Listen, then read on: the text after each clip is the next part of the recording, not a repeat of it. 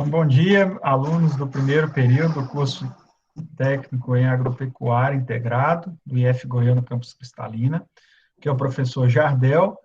Nós estamos na nossa disciplina do primeiro ano de olericultura, e a aula nossa hoje, a nossa aula 4, que fala sobre manejo dos solos e compostagem. Então, o conteúdo que vai ser abordado durante essa aula de hoje é a importância do solo para as plantas, o perfil do solo, morfologia dos solos, o solo na agricultura ecológica, a degradação do solo, a recuperação do solo, a compostagem, as condições necessárias para a realização da compostagem, as vantagens do uso da compostagem, como realizar a compostagem, o manejo da compostagem e os principais fatores que influenciam no processo da compostagem e onde e como aplicar o composto nas plantas, tá? Então, vocês ficam à vontade de enviar a pergunta de vocês aí pelo Moodle ou parar a aula e fazer a pergunta aí por áudio, tá? As perguntas que forem mandadas aí pelo Moodle, no chat, eu vou estar respondendo no final da aula, pelo fato de eu não conseguir visualizá-las agora, tá bom? Então, vamos lá? Então, a importância do solo para as plantas. Como vocês estão iniciando agora, o primeiro ano, eu vou falar de forma bem genérica, mas é bom que vocês já comecem a compreender isso, tá? Que o solo é a base de tudo. Então, um solo fértil, provavelmente você vai conseguir produzir plantas férteis. Um solo com baixa fertilidade, você com certeza terá problema de produzir plantas. Então, professor, como que eu faço? O que é um solo fértil? Como que eu faço para corrigir esse solo? Então, eu vou passar para vocês uma ideia bem genérica, tá? Então, lá no solo, turma, nós temos alguns elementos, tá, químicos, que são nitrogênio, fósforo, potássio, ferro, por aí vai. Alguns em maior quantidade, que a gente chama de macronutrientes, macro porque é grande quantidade, do que outros, que nós chamamos de micronutrientes, que estão em quantidade menor. Se você pegar um alimento que nós consumimos, uma embalagem de alimento, seja uma pipoca, seja uma lasanha, você tem lá a composição alimentar, tá? E aqui no solo também a gente tem a composição do solo. Então, o importante esses nutrientes, eles também estão presentes nas plantas. E de onde que as plantas conseguem esses nutrientes? Do solo. Então, o solo que não tem nutriente, ele não vai conseguir fornecer esses nutrientes para a planta. E essa planta, por sua vez, ela não vai conseguir crescer, porque sem nutrientes ela não cresce, tá? Então, uma das funções do solo é o fornecimento de nutrientes para a planta. Por isso que a gente aduba, a gente coloca composto, porque esse adubo que nós compramos e esse composto que nós compramos, ele é rico em nutrientes, tá? Outra coisa importante no solo, que a planta ela também respira. Então, as folhas respiram, o caule respira e as raízes também respiram. E, turma, para que a planta possa respirar, ela precisa de oxigênio. Então, vamos supor vocês, ser humano, que precisa também de oxigênio. Se você pula numa piscina, você não consegue ficar lá mais do que 1 minuto naquela piscina sem respirar. Por quê? Dentro da água tem oxigênio? Tem. Mas os teores de oxigênio dentro da água são baixíssimos, né? Então, alguns animais adaptados a esse teor, como peixes, eles conseguem respirar dentro da água. Mas nós, seres humanos, a gente não tem essa capacidade, tá? A não ser as sereias aí, para quem acredita. Mas dentro do solo, a gente tem esse mesmo problema. Alguns solos, eles têm poros, né, onde o oxigênio entra, eles têm espaços, tem cascalho, tem areia, e aí consegue entrar oxigênio. Tem outros solos que são mais duros, por isso que o pessoal faz a aração, faz a gradagem, para facilitar ali a quebra dessas partículas do solo, facilitando que o oxigênio chegue até a raiz para as plantas. Então, o solo também, ele ajuda ali no fornecimento de oxigênio. E outro ponto importante do solo para as plantas é a questão do fornecimento de água, né?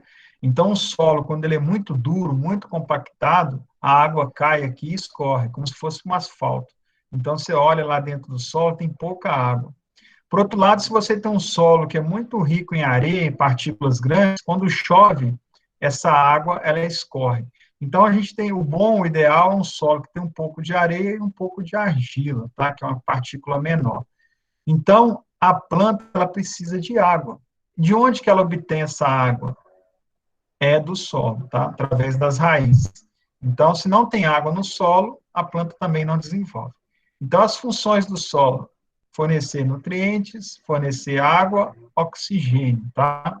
Então, são funções aí do solo para a planta. Então, um solo que tem capacidade de fornecer nutrientes, um solo que é bem aerado, ou seja, que tem capacidade de entrar oxigênio aqui dentro, e um solo que ele possui, né, a capacidade de reter água, é um solo fértil, tá? Então, é isso que a gente vai falar na aula de hoje.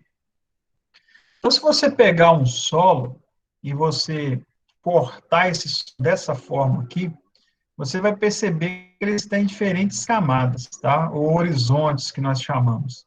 Então, esses horizontes, eles mostram a evolução desse solo. Então, na parte de cima do solo, de 0 a 2 centímetros, de 0 a 10, você tem um solo mais escuro. Por que ele é escuro, professor? Porque ele tem carbono, né, que vem da decomposição das plantas e os animais. Então, esse solo aqui, essa parte superficial do solo, ele é responsável pelo fornecimento de nutrientes e ele também facilita ali a penetração de ar.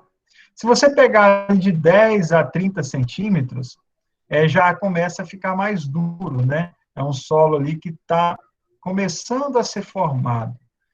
A gente chama de horizonte B. E aqui no perfil C é o perfil rochoso. Então, se você fizer um furo de um poço artesiano, chega um momento que você encontra a rocha. Então, esse solo aqui ele ainda não formou, ou ele está começando a formar, tá? Então, ele está começando, ele tem muita pedra, essas pedras estão começando a ser decompostas. Então, assim, a gente tem esses perfis diferentes. Então, o perfil O, que a gente chama de orgânico, que vai de 0 a 2. O perfil A, que também é rico em matéria orgânica, que vai até 10 centímetros. O perfil B, que é de 10 a 30. E o perfil horizonte C, que é de 30 a 50, mais ou menos, tá? Então, é importante vocês entenderem que isso varia muito de um solo para o outro. Então, tem solos de horta, por exemplo, que é a horta da nossa amiga, perguntou se pode utilizar como substrato, que é um solo já corrigido, que ela já adicionou adubo, já adicionou matéria orgânica, e que ele já é um solo de qualidade melhor. Então, esse solo aqui, ele é rico em nutrientes, essa parte aqui, ela favorece a penetração de água e de oxigênio. Então, um solo fértil, tá? Mas a gente tem solos que ainda não foram bem formados. E mesmo lá nos perfis superiores, tem muita pedra, tem muito cascalho, então é um solo ruim, tá? Então, isso aqui é um exemplo, mas nem todos os solos são iguais a esse. E essas camadas, professor, elas são formadas, como que elas são formadas? Como é que um solo ele passa de rocha para matéria orgânica? Como é que funciona isso? Tá? Então, é uma pergunta para vocês. Então, isso vai variar de 3 fatores, que nós chamamos fatores físicos, químicos e biológicos. Professor, me dá um exemplo de um fator físico. Água mole em pedra dura, tanto bate até que fura. Então, por exemplo, a ação da chuva, a ação das enxurradas, ela vai quebrando aquela rocha e vai começando a formar o solo. Então, a chuva é um exemplo de um processo físico. Outros, turma, o clima. Então, a água e o calor, quando presentes, eles favorecem o crescimento de organismos no solo, né? Esses organismos, eles vivem ali se alimentando do resto das plantas, dos restos dos animais e do resto do carbono que está no solo.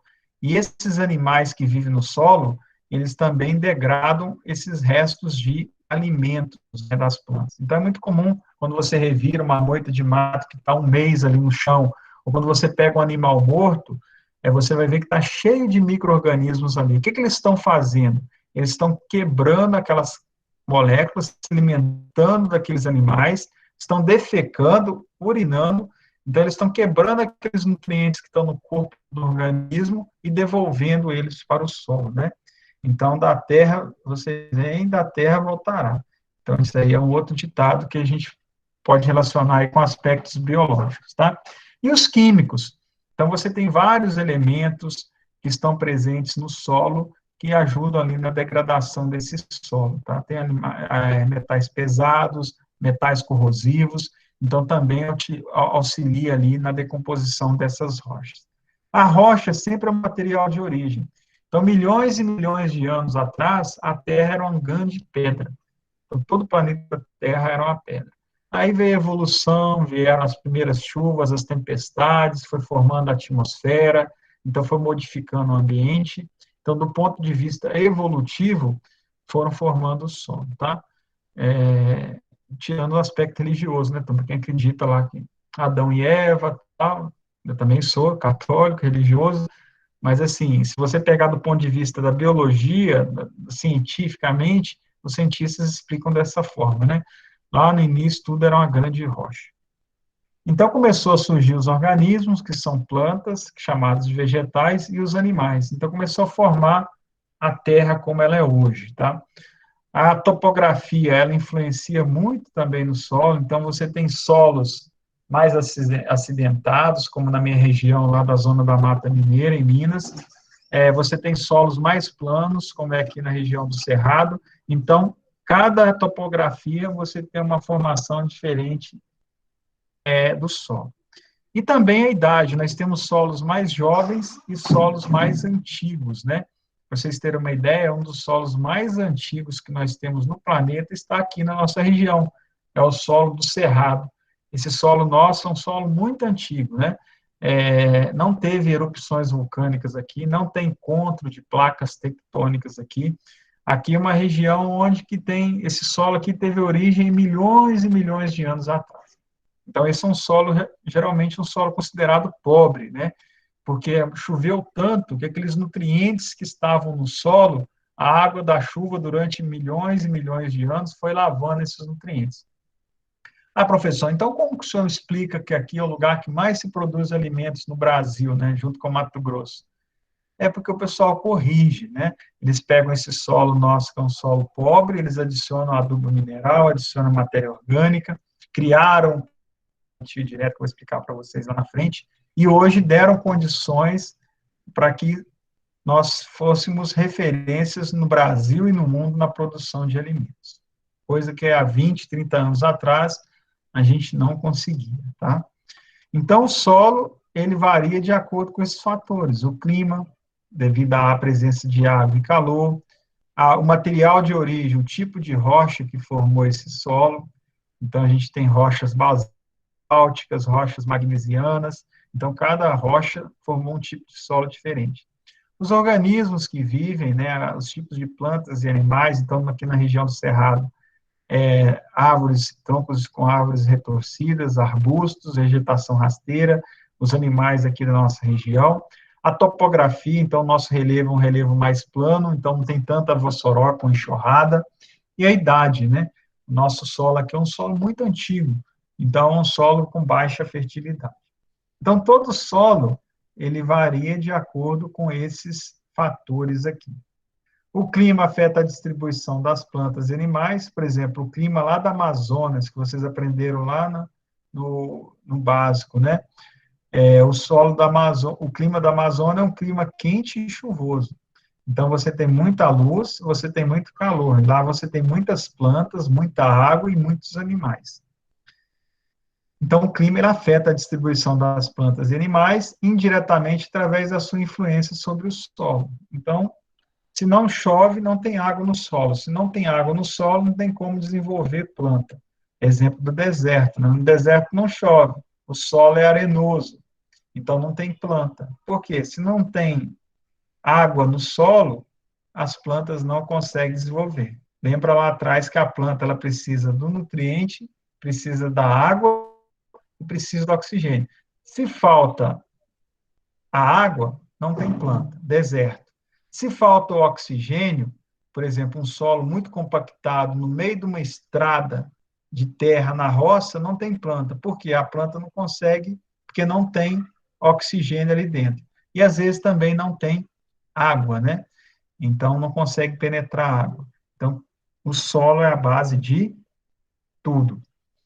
E eu falei para vocês que existem diferentes tipos de solo, né? Então, aqui nós temos um solo rochoso, então, com cristalina, o solo aqui é um solo bastante rochoso, né? O material de origem aqui é minério, então são minérios importantes, né? A região de cristalina tem tudo para ser um dos locais com maior mineração, seja de silício, seja de ouro, do Brasil e do mundo. Por quê? Nossa região aqui é uma região muito rochosa. Então, tem solos jovens, né, que ainda não decomporam.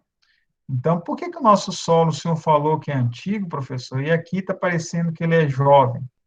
Porque o material de origem nosso, a nossa rocha, que é uma rocha rica em silício, ela é de difícil decomposição. Então, cristalina é muito comum você achar muita pedra. Você vai no pivô, você vai aqui na rua, aqui, você vai achar muita pedra. Professor, isso quer dizer que o solo é jovem? Nesse caso, não. Quer dizer que o material de origem, que é o minério, ele é de difícil decomposição. Então, se você pegar um cristal desse aí, ele vai demorar, às vezes, trilhões e trilhões de anos para decompor na natureza, tá ok? Então, o material ali é difícil degradação. Diferente de uma rocha vulcânica. Uma rocha vulcânica, ela forma um solo muito mais rapidamente, porque ela é de mais fácil decomposição do que um cristal de quartzo, tá? O quartzo, ele é muito duro e é difícil a decomposição dele, tá ok? Então, geralmente, solos jovens, eles são solos mais rochosos. Enquanto o solo mais maduro, eles são solos com maior matéria orgânica e maior quantidade de humus, né? Então, são solos mais profundos.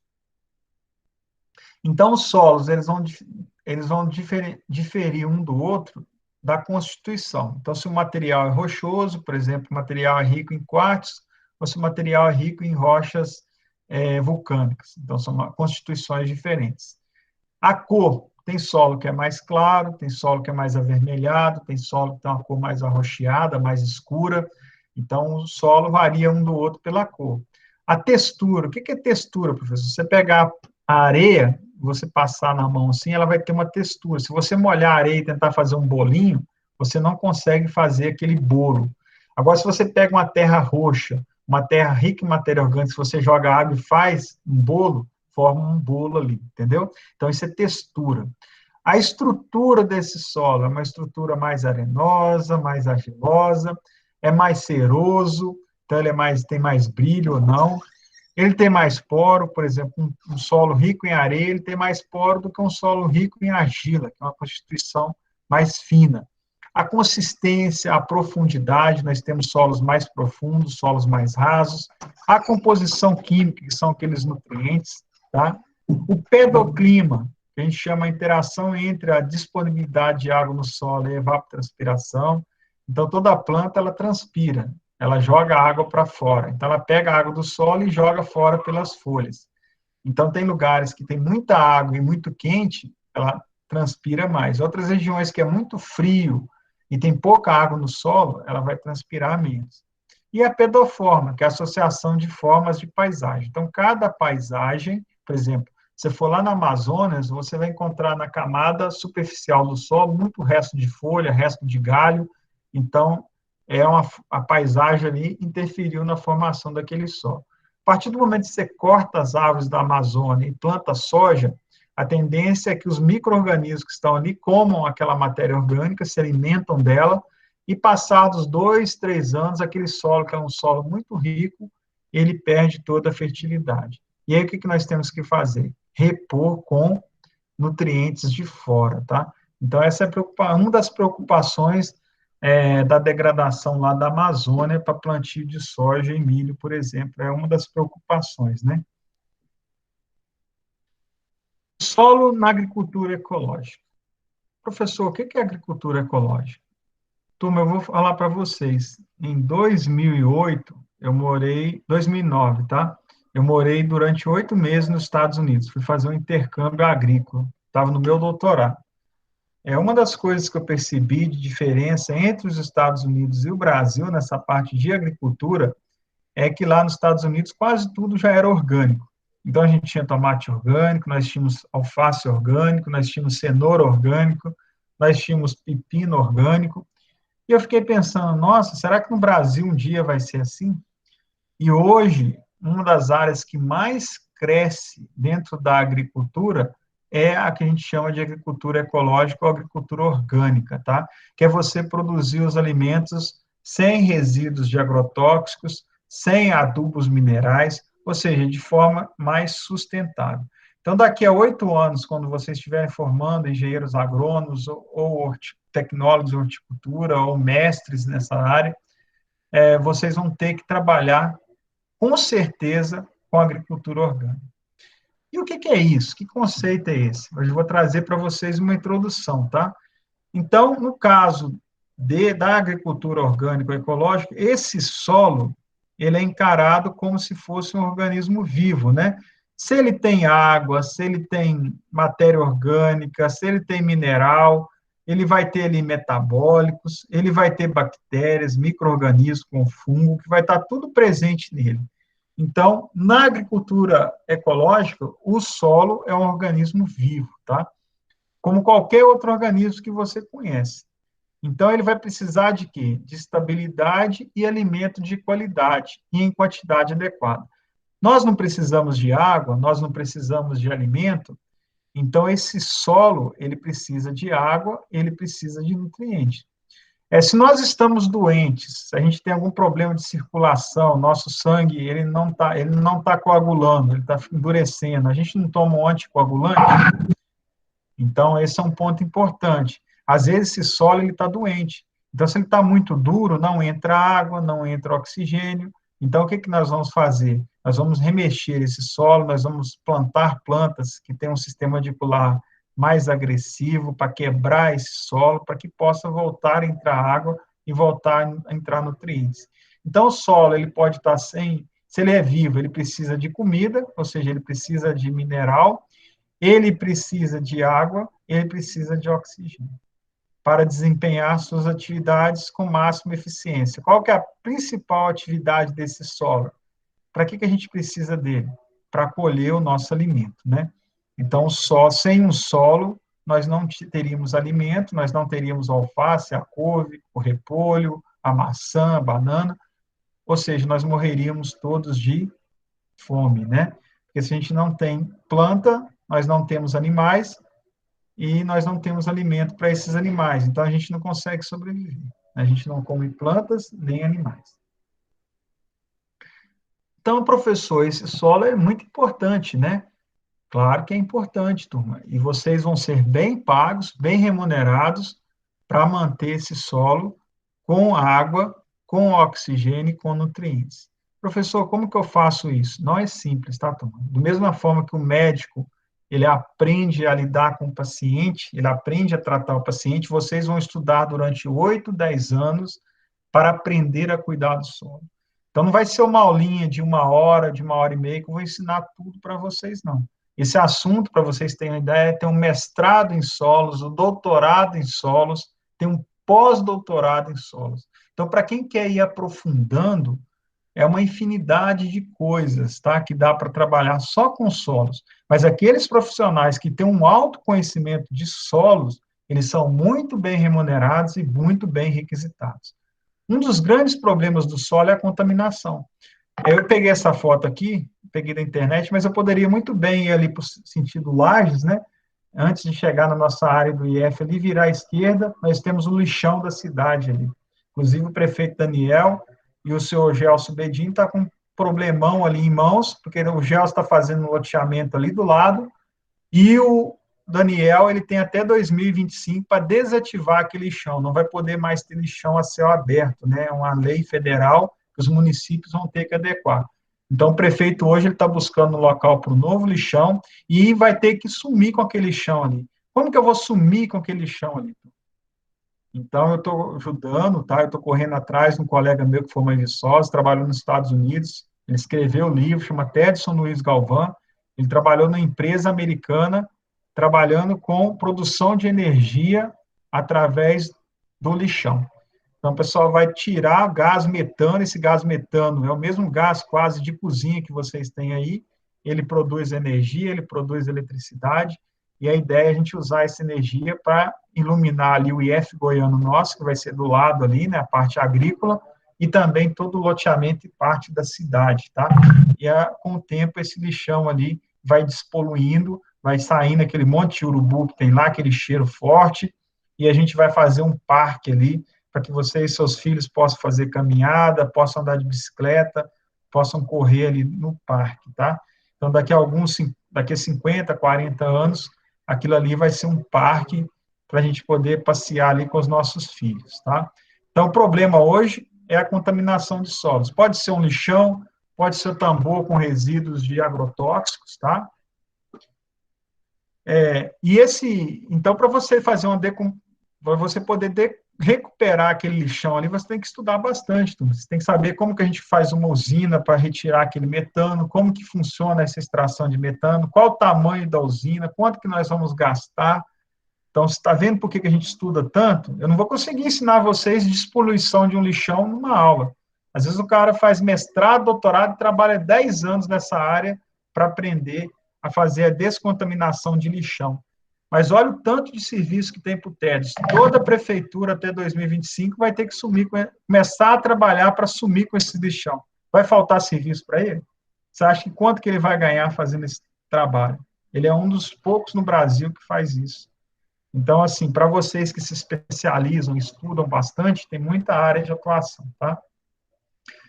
Outra, extração de minérios. Também peguei uma foto da internet, poderia ir ali, indo para a Cachoeira do Arrojado, do lado ali naquela descida, a gente tem uma área de extração de quartzo, né?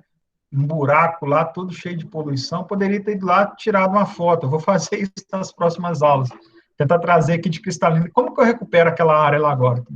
Como que eu pego aquele buraco, tampo ele, planto plantas lá, como que eu faço? Então, aquilo ali degradou o solo, né? Aquele buraco vai ficar ali muitos e muitos anos. E se eu quiser corrigir aquele problema, professor? Tem jeito? Tem. Agora tem que estudar bastante, né? Para me poder trabalhar com esse e recuperar essa área, tá? Mesma coisa, né? Vossorocas, regiões montanhosas, a enxurrada vem, os rios vêm, lavam, né? Fica esses depressões aqui gigantes. Aqui um outro exemplo, estrada de chão, o pessoal cortou a vegetação, cortou a floresta, construiu uma estrada, o que veio? A água da chuva, montanha abaixo, fez isso que a gente chama de Vossoroca. Outra questão, as estradas, né? Então, aqui no Cerrado, uma estrada aqui, essa estrada aqui, às vezes, tem morte de animais, tem animal que chega que não consegue atravessar, ou vem um carro, atropela esse animal, como que eu faço para esse animal atravessar de um lado para o outro, para afetar o menor possível a fauna? Então, isso aqui, a estrada aqui, pra vocês terem ideia, isso é tão importante, que lá na época do governo do Lula, tinha um projeto grande que queriam aprovar para transportar os alimentos da região central do Brasil para poder sair lá pelo norte do Brasil, para poder escoar a safra de soja, a safra de milho, pelo canal do Panamá, que fica na América Central ali, para evitar que a soja ela tem que passar lá na África, atravessar o mundo inteiro para chegar na China.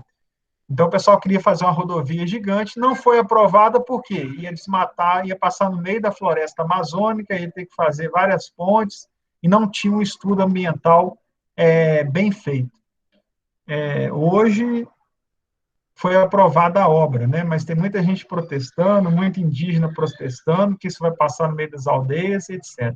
Como que o pessoal conseguiu aprovar essa obra? Através de um estudo importante ali da fauna, de como que faz para fazer corredores para esses animais atravessarem de um lado para o outro.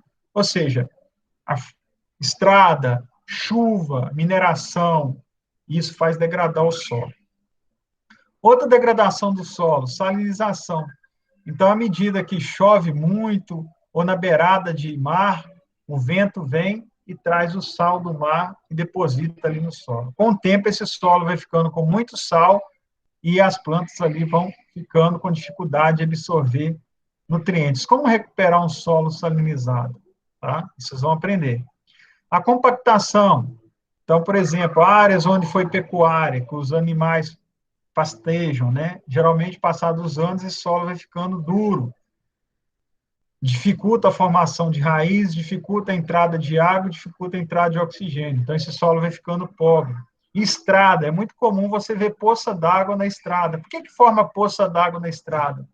As poças d'água na estrada, elas formam porque passam caminhões ali, passam carros, veículos pesados e compacta o solo. O que acontece com a água? Ela não consegue entrar no solo, ela acumula. Aqui do lado, onde tem plantas, você não vê poça d'água. Por quê? Não está compactado, tá? Então, essa compactação pode ser através de estradas, máquinas que entram na lavoura. Hoje é muito comum vocês observarem tratores com rodagem dupla. Qual que é a função da rodagem dupla? É reduzir a compactação do solo, né? Então, máquinas compactam solos, animais compactam o solo e também a ação do homem, né? Sempre está compactando esse solo. Outra forma de degradar o solo, queimadas. Tá? Aqui tem algumas fotos de queimadas, né? É uma preocupação muito grande aqui na nossa região. Hoje nós utilizamos o plantio direto, que é você plantar sobre a palhada da cultura anterior. Então, quando vem um fogo desse aqui, vamos supor que você está com a produtividade de 60, 70 sacos de soja por hectare. Quando vem um fogo desse e queima a camada orgânica do seu solo, geralmente essa produtividade de soja, ela tende a cair ali para 50, 60 sacos, ou seja, ela vai reduzir ali de 20% a 25% só pelo fator de fogo. Quanto tempo demora para recuperar esse solo? De 5 a 10 anos. Então, o produtor rural, ele faz uma campanha, pessoal, cuidado com as queimadas, não joguem pitucas de cigarro na beirada da estrada, tenham consciência. Tem muitos produtores que fazem aceros porque eles sabem que um fogo desse, se passar no solo, vai comprometer ali a matéria orgânica desse solo. Então, queimadas, né? É outra coisa, tem nutrientes que estão acabando no planeta. O fósforo é um exemplo, tá? Então, nós estamos ali, cada dia mais, com a deficiência de fósforo, tá? Então, fósforo, a tendência é que daqui a 50, 100 anos não tenha mais fósforo no planeta. Então, isso aí vai ser um problema muito sério se a gente não mudar os nossos hábitos, né? De ficar sempre aplicando adubo mineral. Ah, professor, só falou um monte de problema, tal. Como que recupera um solo desse? Primeiro, turma, controlar a atividade que está degradando o ambiente. Então, é um plantio sem cobertura morta, então vamos tentar adicionar cobertura nesse solo. É uma enxurrada que cortou a vegetação, e essa enxurrada está levando o solo, vamos tentar reflorestar, principalmente essas margens. É uma pastagem degradada, vamos arrancar esses cupins, vamos plantar um capim melhor, vamos corrigir a fertilidade, vamos plantar algumas árvores aqui no meio, tá? Na horta, por exemplo, a gente precisa de um solo muito fértil. Você pode fazer, por exemplo, plantio de espécies que a gente chama de recuperadoras. Então, tem algumas espécies como guandu, capim-elefante, mucuna, nabo, que elas são plantas com sistema radicular muito forte e também que fixam nitrogênio do ar. Então, são plantas ali que recuperam o solo, né? Adiciona nitrogênio e também quebra aquela compactação do solo. A gente chama ali, tem algumas plantas que são halófitas, que tiram o sal do solo, exemplo, o algodão, a soja, o arroz irrigado e batata doce. Tá bom? Os solos tropicais, que são os nossos solos, podem ser considerados uma grande reserva de fósforo no mundo, né? Então, aqui os solos do Cerrado, eles são solos ricos no nutriente fósforo. 1 hectare de solo, considerando ali os 20 centímetros de... Essa parte aqui, pessoal, 20 centímetros de profundidade, ele possui 1.800 quilos de fósforo. Em sua maioria, ele está ali fixado no solo. Então, a gente consegue extrair esse solo, esse fósforo do solo. Então, só para dar um exemplo para vocês. Então, plantas como esse guandu, que é o que está aqui na foto, ele disponibiliza o fósforo, ele utiliza para isso mecanismo especial como liberação de certos ácidos orgânicos. Então, aquele fósforo que está no solo grudado, essa planta aqui, que é o guandu, ele consegue ali tirar esse fósforo do solo e disponibilizar ali para as plantas, tá? Então, para você produzir uma horta, e essa horta produza bem, às vezes você precisa de plantar essas plantas que a gente chama de recuperadoras, né? Depois você vem, roça isso aqui, e você espera aí 2, 3 meses para isso decompor no solo, e aí vem plantar a sua horta. Professor, dá exemplo de outras plantas que eu posso recuperar o solo, né? Então, a gente tem aqui exemplos, tá? A própria soja, se utilizada de forma correta, ela ajuda a fixar nitrogênio e recupera o solo, né? A mistura de 2 ou 3 culturas, ela também é importante aí na recuperação desse solo. Então, para vocês plantarem uma horta, vocês precisam o quê? De um solo rico. Se esse solo é muito pobre, vocês têm ferramentas para recuperar esse solo. Então, está compactado? Vamos plantar uma planta dessa como o guandu para quebrar a compactação do solo. Ou vamos fazer uma aração agradagem, uma subsolagem, que é um equipamento que quebra a compactação do solo, ou vamos adicionar matéria orgânica, então nós temos que recuperar esse solo. Olha um exemplo aqui, ó, de algumas plantas. Olha o tamanho da raiz desse milheto. Olha a profundidade. Do milho, olha a profundidade. O sorgo, a mucuna, que é uma planta recuperadora, a soja, a cevada, o trigo, a avica. Vocês conhecem uma raiz de alface que seja comprida igual a do milheto? Uma raiz de couve? Não, turma. Então, é importante, numa área de horta, às vezes você plantar antes um milheto, um milho, um sorgo, uma mucuna, para ir formando o solo ali e recuperando aquele solo, tá? Ou você adicionar composto orgânico, eu vou mostrar daqui a pouquinho para vocês na aula. Então, essas raízes, elas formam o que a gente chama de bioporos, né? Que permite a entrada de água e oxigênio, tá? Então, na hora que essa planta morre, seja ela o milheto, o milho, fica ali um monte de matéria orgânica dentro do solo, que os animais que vivem naquele solo se alimentam dela. Então, a gente vai ter micro-organismos ali no solo que vão comer essa raiz, além de formar, liberando ali as canalículas, né, que são os bioporos, que vai entrar água e vai entrar oxigênio. Bom, visto isso, então aqui eu já tenho um solo mais recuperado, tá? Outra forma de eu recuperar o solo, além daquelas plantas recuperadoras, é através da cobertura, né? Então, essa cobertura do solo pode ser um capim que eu jogo, pode ser um composto orgânico. Qual que é a função dessa cobertura, professor? É manter a temperatura do solo mais baixa. Então, imagina vocês, quando vocês colocam a mão na terra 2, 3 horas da tarde, o que acontece com a terra no verão? Ela está quente. Então, aquele excesso de calor no solo prejudica a planta, tá? Então, quando você tem matéria orgânica, você vai reduzir a temperatura do solo. A mesma coisa, essa matéria orgânica, ela ajuda a reter a umidade. Então, quando chove, além dela formar um efeito de esponja, e o solo ele está com a temperatura mais baixa, essa água demora mais a evaporar. Então, se você tirar esse mato aí de cima do alface, e você pôr a mão lá no solo, ele vai estar mais frio e mais úmido do que essa área aqui que está exposta, tá bom? E permite também uma maior infiltração da água. Se a água ela fica ali por mais tempo, a tendência é o quê? Ela ir descendo, né? Com mais facilidade. Então, essa cobertura do solo, ela reduz a temperatura, ela mantém a umidade, ou seja, mantém uma quantidade maior de água no solo, e ela também favorece ali a infiltração de água. Então, quanto mais cobertura na sua horta, melhor, tá? Então, se você produzir lá do lado um capim-elefante, e você vir com a roçadeira, uma batedeira dessa de grama, e cortar aquele capim, e picar ele e jogar aqui na sua horta, a tendência é seu alface ficar mais bonito, tá? Então, é sempre bom você jogar isso aqui sobre o alface. Outra forma, turma, além da cobertura vegetal, material orgânico, tá?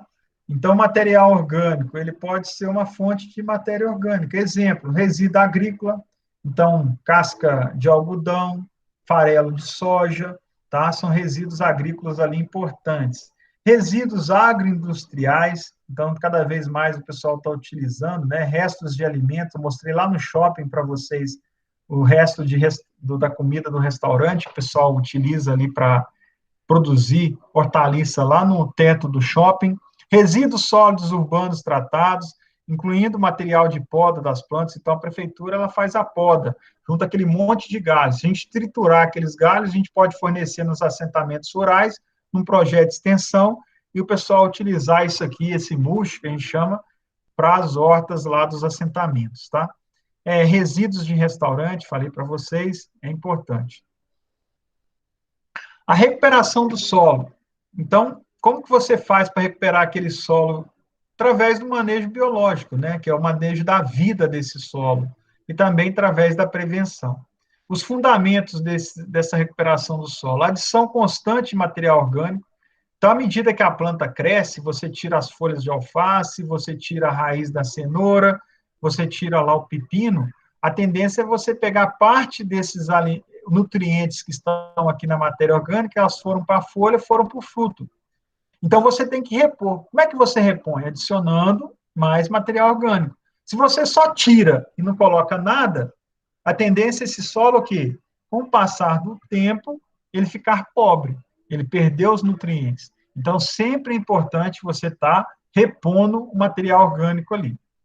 A qualidade do material orgânico é importante. Então, você pega lá um resíduo industrial e está cheio de coliformes fecais, ou seja, cheio de bosta, e você utiliza aquilo ali nas plantas, a planta ela pode absorver aqueles coliformes fecais e causar uma intoxicação, por exemplo, no consumidor.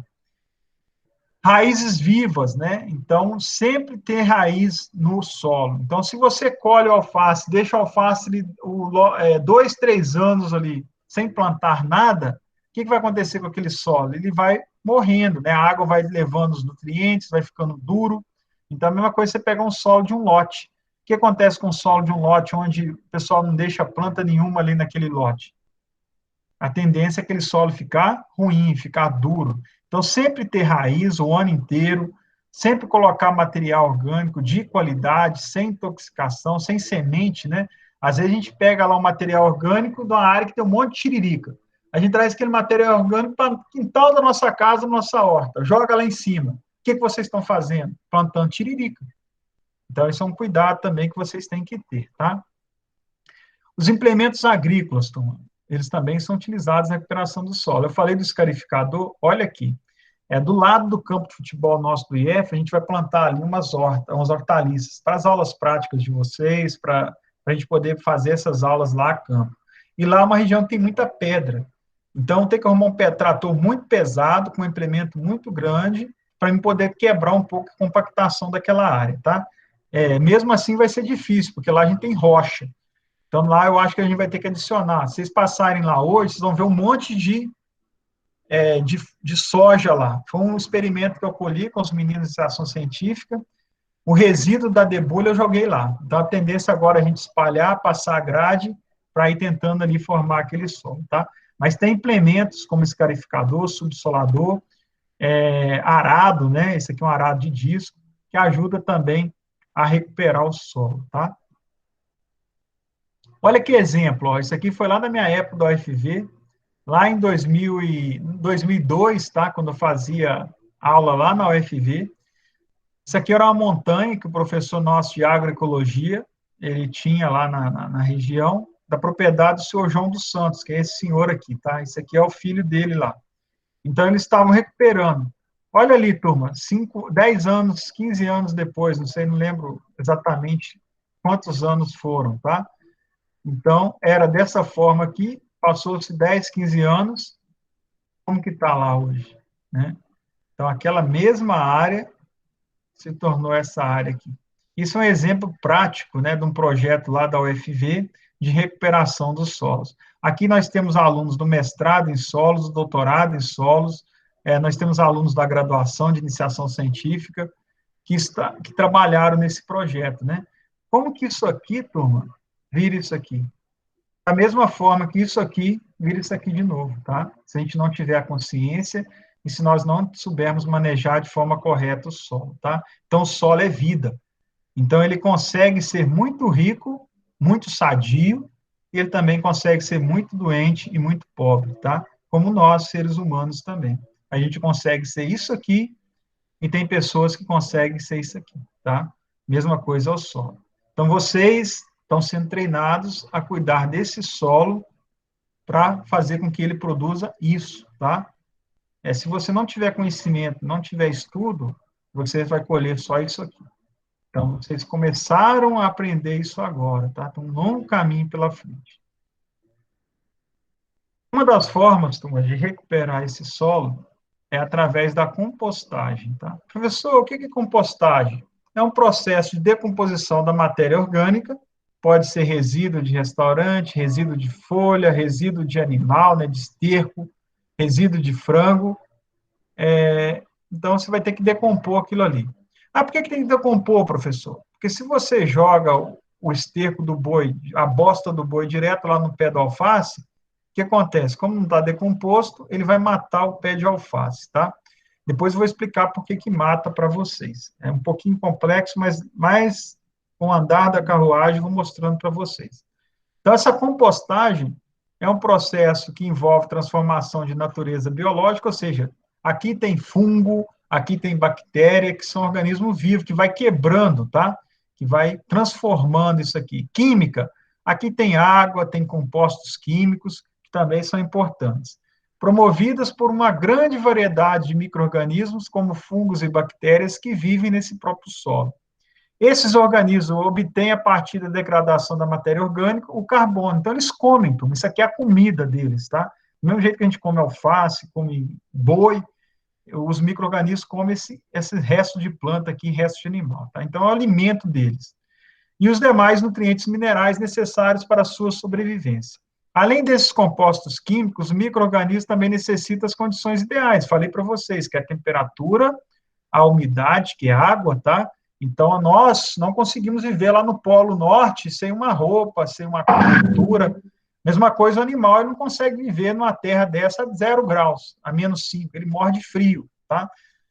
Da mesma coisa, se colocar a gente lá no deserto do Saara pelado, a gente morre lá com 1, 2 dias, tá? Porque a gente não suporta o calor. Então, tem uma faixa ideal de temperatura para esses organismos. Disponibilidade de óxido de carbono e oxigênio, então tem que entrar oxigênio, tem que entrar carbono, então tem que ter poros, né? Não pode ser compactado. E são desenvolvidos naturalmente durante o processo. Para que serve esse composto, professor? Para que a gente produz isso aí? Eu falei para vocês que um solo rico é um solo rico em nutrientes, tá? Quais são os nutrientes que a planta precisa? Eu mostrei lá para vocês o nitrogênio, fósforo, potássio, cálcio, tá? Então, esses resíduos de elementos, por exemplo, o abacaxi, a casca do abacaxi, né? As fibras, ela tem matéria orgânica, ela tem o carbono, tem nitrogênio, tem fósforo, tem potássio. Então, o bagaço da laranja, ela tem o feijão guandu, que eu mostrei para vocês, com uma planta importante, recuperadora, ela tem a tufa, serragem da madeira, que eu falei para vocês, o resto das plantas que são podadas aqui na prefeitura, ela é rica em carbono, ela é rica em nitrogênio, ou seja, isso aqui vai aumentar o teor de nutrientes do nosso solo. Mas eu posso pegar a casca da árvore e jogar lá na horta? Não, o ideal é você trabalhar aquilo ali, decompor e jogar ele decomposto lá na horta, tá? Então, isso aqui são todos elementos químicos que estão presentes lá naquela material orgânico, tá? E aqui é a função de cada um. Ah, professor, eu preciso decorar a função desses nutrientes aqui na planta? Por exemplo, o nitrogênio serve para a formação... Não, eu estou só mostrando para vocês, tá? Não é hora disso ainda. Mas eu quero dizer para vocês que aqueles nutrientes que estão lá no solo, eles são importantes para a planta. Agora, quem quiser ler, por exemplo, ó, o molibdênio é importante no desenvolvimento da raiz. Então, se não tem molibdênio no solo, a raiz não vai desenvolver. Isso vocês vão aprender lá no curso de agronomia, tá? Mas quem quiser ir passar os olhos e ler, não precisa decorar, tá? A função aqui não é decorar. Mas entender que é importante, por quê? As condições necessárias para a realização da compostagem. Então, para mim fazer o composto, primeiro, o local escolhido tem que ser de fácil acesso, né? Eu não vou subir com um monte de casca de árvore, um morro acima, ou vou enfiar no meio de um brejo, tá? Então, é fácil acesso. Está próximo de onde está armazenado o material palhoso, que será usado, então tem que estar próximo, né, desses montes de palha. Está próximo de água, então você tem que jogar água, você tem que adicionar umidade, então tem que ter água, tá? ele tem que ser molhado aí todo dia, então tem que estar próximo de água. Está em local com baixa declividade, então até 5% no máximo, porque senão os nutrientes escorrem tudo morra abaixo, tá? Então é bom deixar ali em área plana. As vantagens, para que eu uso isso? Mostrei lá no primeiro slide do solo, né? Ele melhora a aeração do solo, como ele tem partículas maiores, ele vai facilitar a entrada de água e facilitar a entrada de oxigênio. Como ele tem casca de árvore que suga muita água, você coloca uma casca de água decomposta, o que acontece com a água? Vai se formar o efeito esponja, né? Essa vai absorver a água. Então, ela retém água, ela melhora a drenagem do solo, que é o escorrimento, não forma aquelas poças d'água que eu mostrei lá para vocês na estrada, né? Reduz a erosão do solo, que é a ação da água lavando o solo, então ele facilita. Reduz doenças de plantas, então um solo rico, a planta tem menos doença. Mantém a temperatura do solo, estabiliza o pH do solo. O que é pH, professor? Vocês vão aprender durante os cursos que vocês vão fazer. Mas o pH é o teor de alumínio no solo. Depois eu explico qual a importância desse alumínio no solo, tá? Ativação da vida do solo. Então, você vai ter minhoca, você vai ter bactéria, você vai ter fungo. Ah, professor, para que serve a minhoca? Para fazer o buraco, para entrar água, para entrar oxigênio, para depois que essa minhoca morrer, ela servir de alimento para outros micro-organismos.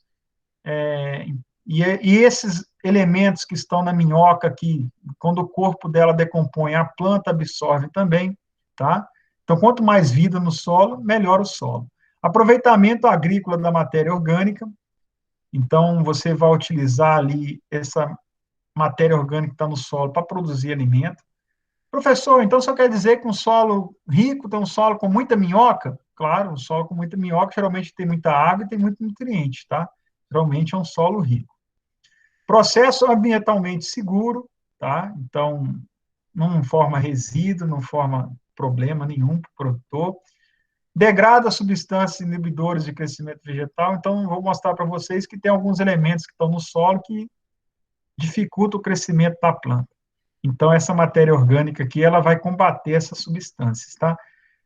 Economia do tratamento de efluentes e redução do odor. Então, um solo rico em matéria orgânica é um solo cheiroso. Você pega um substrato, você cheira cheirinho de terra, né? Um cheiro bom. Então, não vai ter resíduo ali de ferro, de nada. Como que eu faço para fazer uma compostagem, professor? Primeiro, você distribui uma camada de palha ou capim no solo com 20 centímetros de altura, que é o que eu mostrei para vocês aqui, né? Esse pedaço aqui da régua. 1 a 2 metros de largura, 1,8 metros a 2 metros de largura ou mais, tá? Molha antes de colocar outros materiais em cima, então você joga a palha e depois você joga outros materiais em cima, tá?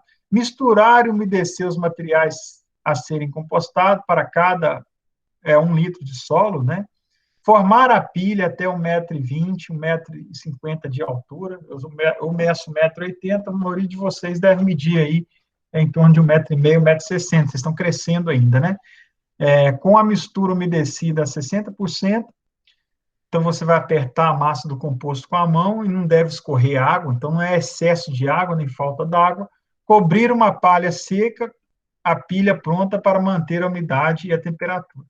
Eu vou fazer uma aula com vocês, uma prática, tá? Não sei se vai ser no segundo, no terceiro, se Deus quiser, no segundo a gente já vai ter condição de fazer essa aula, ou se não lá na agronomia, a gente vai fazer essa compostagem prática ali no campus, tá? Eu já dei essa aula no passado, em janeiro, e eu quero dar para vocês também, tá? Aqui é só mostrando para vocês como que faz. É possível enriquecer o composto, você joga calcário, você joga cinzas, quem tem fogão de lenha pode jogar cinza ali no composto, mas nunca diretamente em cima, né, do esterco, você tem que misturar, tá? Em lugares com grande quantidade de chuva, é possível a construção de um ripado, como esse aqui. Você coloca uma lona aqui em cima desse ripado, tá? Para a água não lavar os nutrientes. Pode também usar folha de bananeira ou palmeira para proteger e evitar ressecamento. Aqui o pessoal usou muita folha, né? Para proteger ali do ressecamento. Na primeira camada, turma, vocês colocam ali o esterco, né? Depois vocês colocam ali o material vegetal grosso, pode ser galho, tronco, depois o material vegetal fino, que é palha, resto de poda, aí você vai intercalando esterco, material grosso, material fino, esterco, material, até dar 1,5 m. E depois você mistura isso tudo, tá? Mistura isso tudo e vai jogando água. Então, revolver o material que controla a temperatura, evitando o mau cheiro e a proliferação de mosca. Então, não deve ter mosca, não deve ter cheiro forte. No primeiro mês, você revira toda semana e nos meses seguintes, a cada 15 dias, tá? Irrigar, mantendo o composto sempre úmido, mas não em excesso, né? O composto você vai levar ali de 3 meses a 6 meses para ficar pronto. Então, dependendo do material utilizado, né, se ele é mais grosso, se ele é mais fino, vai demorar mais ou menos, tá? E também da época do ano. Épocas mais quentes e mais chuvosas, o tempo é menor. Podemos organizar o material e montar compostos de velocidade rápida, média e longa, tá? Então, aqui um exemplo de uma aula, né, prática. Então, o pessoal fazendo a mistura ali daqueles elementos, material grosso, material fino e esterco, tá? A matéria a ser composta deve estar no estado livre de materiais inertes, metas, pedras, vidros. Então, não deve ter pedra, não deve ter vidro, né? No material orgânico pode machucar, pode atrapalhar ali na germinação da semente. Ter partículas com diâmetro médio de 25 milímetros, umidade satisfatória 55%, concentração adequada de nutrientes e uma relação carbono-nitrogênio próximo 35:1. Depois eu vou explicar para vocês o que é relação carbono-nitrogênio, tá? Mas é a quantidade de carbono em relação ao nitrogênio. Se tem muito nitrogênio, facilita os micro-organismos que comem muito carbono e decompõem muito rápido. Aí não tem importância para a planta. Se tem muito carbono, não tem nitrogênio, o micro-organismo não desenvolve e não tem decomposição. Mas depois eu explico com mais calma para vocês, tá? É importante ter um equilíbrio nutricional, ou seja, 70% é ser capim, qualquer material palhoso, e 30% resíduo orgânico. Pode ser um esterco, pode ser um lodo, pode ser um piso de granja, tá? Então, você tem que misturar sempre 70% com 30%. Equilíbrio nutricional e flora microbiológica diversificada, através da mistura desses resíduos orgânicos, né, uma vez por semana no primeiro mês e uma vez a cada 15 dias. Utilizar resto de alimento é bom, resto de fruta, legume, resto de cultura. Quanto mais alimento, quanto mais fruta, mais rico é o seu composto, tá? Tanto a fração orgânica do lixo, como o lodo, esgoto e esterco são ótimos materiais para auxiliar nesse processo de compostagem. Então, a questão da montagem da leira, tá? Então, a compostagem processa com o mínimo material. Então, é bom sempre ter mais do que 500 quilos, tá? Pode ser menos? Pode, mas o ideal é mais de 500. Isso aí, com isso, você consegue construir uma pilha de 1,60 m de altura. Em caso de maior quantidade de material, deve-se dispor em leiras, né? Então, não adianta aumentar muito a altura, porque fica difícil de mexer, fica difícil. Então, é melhor você aumentar o comprimento da leira, tá? E a base, turma, que é a parte de baixo aqui, deve ser sempre entre 1,5 m e 3, tá? E a presença de fungos, como esses cogumelos aqui, indica que o processo de maturação do composto está correndo dentro do esperado, tá? Então, está dando certo. O tempo que eu falei para vocês ali é de 90 a 120 dias, né?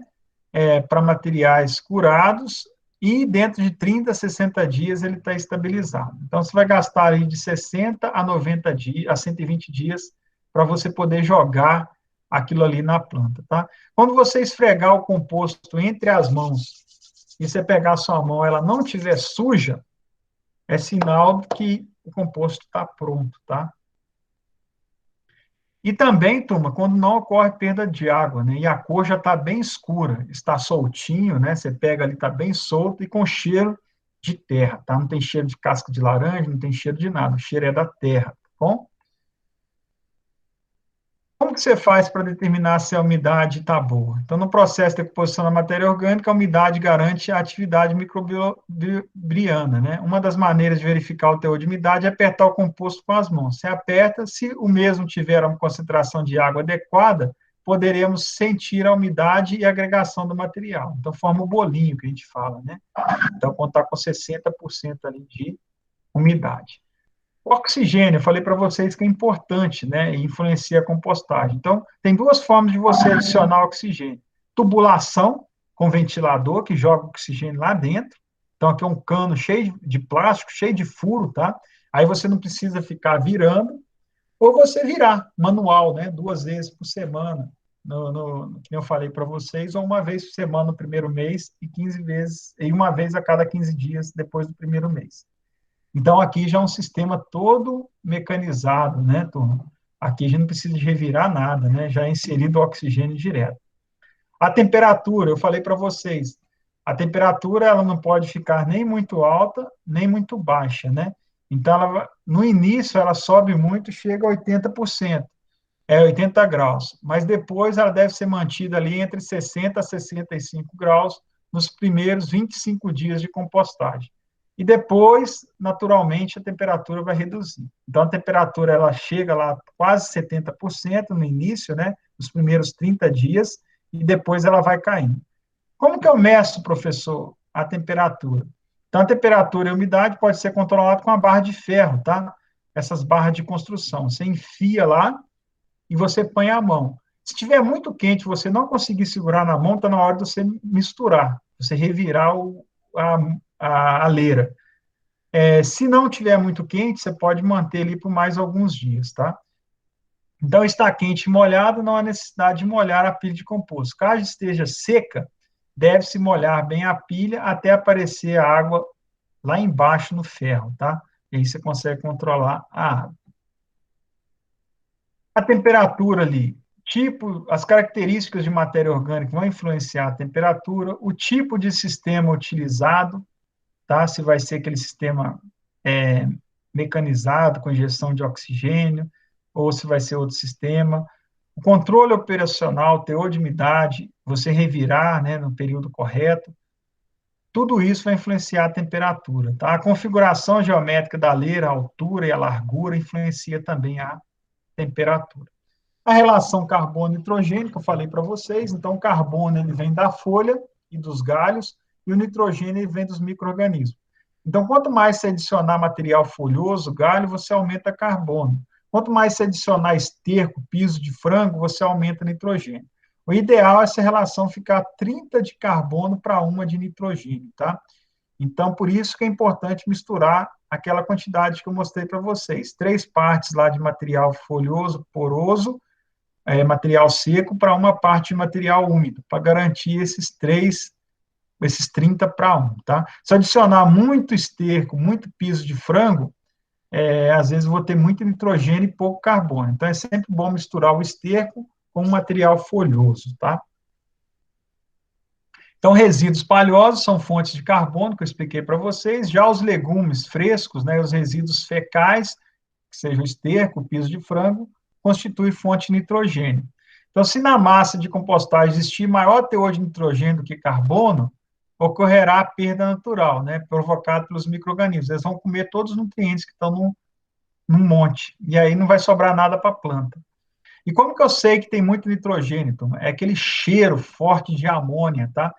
Quando você cheira, está cheirando aquele cheiro de cebola azeda, né? Aquele cheiro forte. Então, aí o que, que você faz? Você adiciona palha.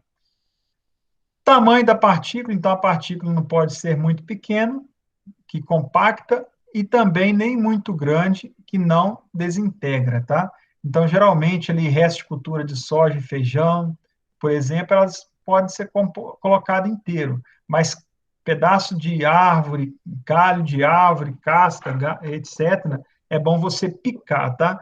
A gente encontra no mercado aí uns trituradores de resíduo orgânico, aqui um mecânico, tá?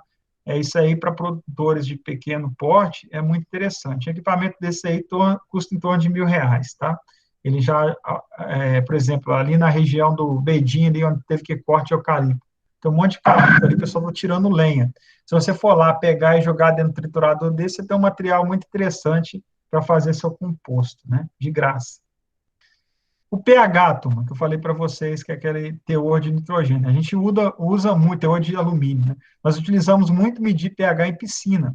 Então, tem os medidores de piscina lá. Então, o pH ideal do solo é parecido com o da piscina, 6,5 a 8, tá? Mas a compostagem ela pode ser desenvolvida numa faixa entre 4,5 e 9,5. Então, o pH a gente mede da mesma forma que a gente mede lá na piscina. A gente tem um equipamento que chama pH-metro, a gente coloca lá e tem o teor de pH, tá? quando ele está pronto, o composto, o pH sempre vai ser maior do que 7,8. Onde aplicar esse composto? Então, pode ser aplicado como corretivo orgânico, principalmente em solos pobres, como esse aqui, muito pobre, em matéria orgânica, como as argilosas e arenosas, e a aplicação do composto deve ser sobre o solo antes ou depois do plantio das sementes em mudas, tá? Então, a gente plantou lá a semente, plantou a muda, você joga ali sobre o solo o composto orgânico e você vai ter uma produção melhor.